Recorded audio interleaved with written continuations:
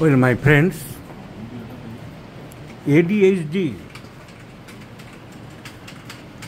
attention deficit hyperactive disorder, বহু বাচ্চা কাচ্চা আজকাল খুবই ভুগছে। যারা হোমিওপ্যাথির ডাক্তাররা দেখছো আমার রেপার্টরি কাজ চলছে, ও পাশে টাইপের যা করছে সেটা আমার এখানে আসে, রোগী দেখার ফাঁকে ফাঁকে আমি এগুলো দেখছি।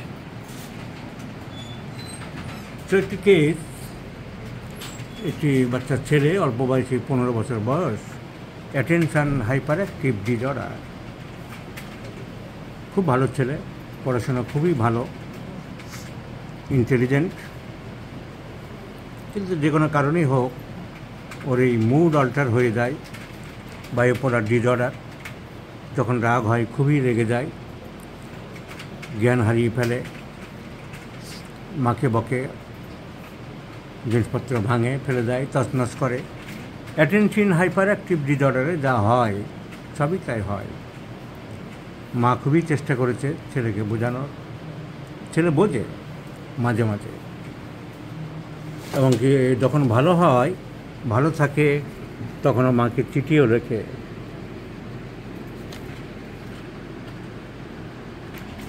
এই যেমন চিঠি দেখো, অন্য সময় মাকে লিখেছে, মা আমি তোমাকে অনেক ভালোবাসি, মা আমার সমস্ত ভুলের জন্য আমাকে ক্ষমা করে দিও, আজ অবধি আমি 15 বছরের হয়ে গেলাম, তাও তোমাকে গালাগালি করেছি, তার জন্য আমাকে ক্ষমা করে দিও, তুমি ভালো কিন্তু আমি খারাপ, আমি যত ভুল করেছি ক্ষমা করে দাও মা। যখনই আমাকে তুমি নিজের আঁচলের নিচে বাঁচিয়ে নিয়েছ, আমার জন্যে কত জায়গায় তুমি অসম্মানিত হয়েছ, তারপরেও তুমি আমাকে এখনও ভালোবাসো। এই চিঠি ইন্ডিকেট করছে ছেলে কি খারাপ? নিঃসন্দেহে ভালো ছেলে। রিমোর্স, একে বলা হয় রিমোর্স, অনুতপ্ত হয়।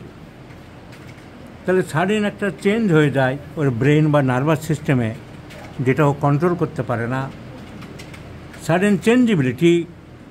So changeability is a great symptom, যাকে বলি alteration of the moods or bipolar disorder. Modern সাইকোলজিতে যাকে বলা হচ্ছে বায়োপোলার ডিসঅর্ডার, তা আমাদের ম্যাথমেটিকার বইয়ের রুব্রিকে লেখা আছে, আমার ম্যাথমেটিকাতেও দিচ্ছি, mood alternation. So alternative mood, bipolar disorder. এবং অল্টারনেশন কীরকম হচ্ছে, ওর একটা ভিডিও আমি দেখাচ্ছি, ছবিটা চালু করো।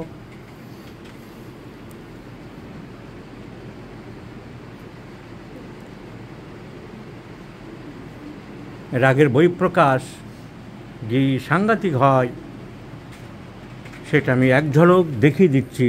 তার মা কয়েকটা ভিডিও তুলে রেখেছিল ডাক্তারদের দেখাবে বলে। এইরকমভাবে বহিঃপ্রকাশ হয়, এইরকম বহিঃপ্রকাশ হয়ে থাকে রেগে গেলে, মানে সাংঘাতিক, নিজেকে কন্ট্রোল করতে পারে না। তার পর মুহূর্তেই যে মাকে এরকম লিখতে পারে যে মা আমাকে তুমি ভুল করো, ক্ষমা করো। So this is a চেঞ্জেবিলিটি of the mind. সর্দি কাশি প্রায় লাগে, ক্যাসেস কোল্ড ভেরি ইজিলি, আর আগেও ছিল,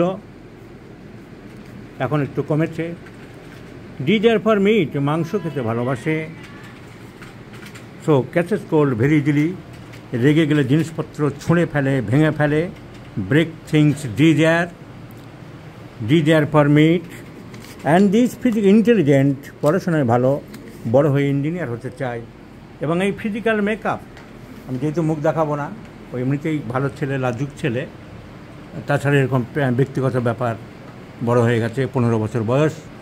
দেখো ফিজিক্যাল মেকআপ, হাত দুটো নামাও, দুটো সাইড রাখো এখানে, দেখো চেহারা, tubercular diathesis, phosphorus, tuberculinum, phosphoric acid, calcarea phos, রোগা পাতলা লম্বা চেহারা। So tubercular diathesis, so definitely the medicine is tuberculum. And I am happy enough, glad enough যে ডাক্তারি BHMS পাস করলো কি MD পাস করলো, সেটা বড় কথা নয়। শিক্ষা ঘরেও হয়।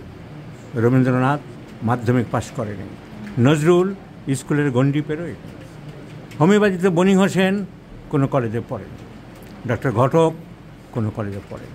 আমার এখানে অনেকে আসে, হয় বায়োকেমিক কলেজে পড়ে, আর্থিক কারণে হোক, বা এখন হোমিওপ্যাথিক কলেজগুলিতে যে ব্যবসা হয়, 7 লাখ দাও, 8 লাখ দাও, গরিব মধ্যবিত্ত ছেলেদের ঢোকা খুব মুশকিল। হোমিওপ্যাথি তখন ব্যবসা আরম্ভ হয়ে গেছে, এমনকি পাস করানোর সময়ও ব্যবসা। কৌশিক নিজেই দেখেছে, টাকা দাও পাস করাও। তো প্র্যাকটিস করছি, হোমিওপ্যাথি ভালোবাসে, এমন ছেলেরা প্রচুর আসে। তার মধ্যে একটা হলো আমাদের এই ডক্টর বিদেশ। আমি যত প্রেসক্রিপশনই করে, আরও অনেককে দেখেছি সঠিক সিলেকশন করে। ডক্টর কৌশিক এসছে, কলেজে পড়ে কিছুই শেখেনি, এখানে সে অনেক কিছু শিখেছে। সো ডক্টর বিদেশ প্রেসক্রিপশন করে রেখেছিল, sir the choosable medicine is tuberculinum and I have also prescribe tuberculinum, the same medicine. So I am happy enough যে আমার যে method, doctor Rabin Barman's method of homeopathic treatment, যে ফর্মুলা, তাতে একই ওষুধ আসবে। অনেক সময় একটা প্রশ্ন দাঁড়ায় হোমিওপ্যাথদের মধ্যে যে 5 জন ডাক্তারের একই ওষুধ আসে না কেন? সো 5 জন হোমিওপ্যাথির যে 5টা প্রেসক্রিপশন হয় কেন, একই হয় না কেন? আমার এখানে কিন্তু একই হয়। আমার কাছে ছেলেরা থাকে, যারা আসে জুনিয়ররা, ওদের সবারই একই প্রেসক্রিপশন হয় এবং আমার সাথে সেই প্রেসক্রিপশন মিলে যায়। So this is called the scientific mode of treatment. This is called the scientific approach of treatment. This is called the real homeopathic treatment. So doctor বিদেশ যে সিলেকশন করে, ডক্টর কৌশিক যে সিলেকশন করে, আমার সাথে মিলে যায়। আমাদের একটি বাচ্চা ছেলে আসে, ও যা প্রেসক্রিপশন করে আনিস, আমার সাথে মিলে যায়। তার কারণ আমার ফর্মুলায় মায়াজমেটিক ব্যাকগ্রাউন্ডে constitutional medicine with the knowledge of materia medica and repertory, এরা পরিপক্ক হয়েছে, জ্ঞান অর্জন করেছে, ঠিকমতো শিখেছে, তাই মিলে যায়। থ্যাংক ইউ ডক্টর বিদেশ, তোমার selection 100% correct. So I do like to prescribe tuberculinum. অথচ 1-2 বছর ধরে এরা মালদা থেকে এসেছে, একজন হোমিওপ্যাথি ডাক্তার দেখাচ্ছিল, ডাক্তার পাল চৌধুরী বলে, খালি সিনা দিনের পর দিন খাইয়ে গেছে। ওই তো রাগারাগি করেও তার জন্য সিনা হয়ে গেল, অন্য কেস টেকিং লাগলো না, দিনের পর দিন সিনা খাইয়ে গেছে বাচ্চাটিকে, এটা ওটা খাইয়ে গেছে, বছরের পর বছর সময় নষ্ট করেছে, বাচ্চাটার শরীর নষ্ট করেছে, এই ঘুরিয়ে ফিরিয়ে ওয়ার্ম সিড। অবাক কাণ্ড, এরাই হোমিওপ্যাথি নষ্ট করছে। They are the distractors of homeopathy. তো আমি ডাক্তারের নাম ধামা দেখালাম না, কিন্তু they are the distractors of homeopathy. So please try to understand the actual homeopathy, my friends, and be aware about the selection of correct medicine. বাচ্চা তুমি সুস্থ হয়ে যাবে, তোমার কথা আমি রেখেছি, তোমার মুখ আমি দেখাইনি, তুমি পড়াশোনা করবে, গুছিয়ে কথা দিয়েছো। এই ভিডিওতে সবাইকে কথা দাও যে হ্যাঁ, আমি এখন থেকে মাকে কিছু বলবো না, বলবে না। Good boy.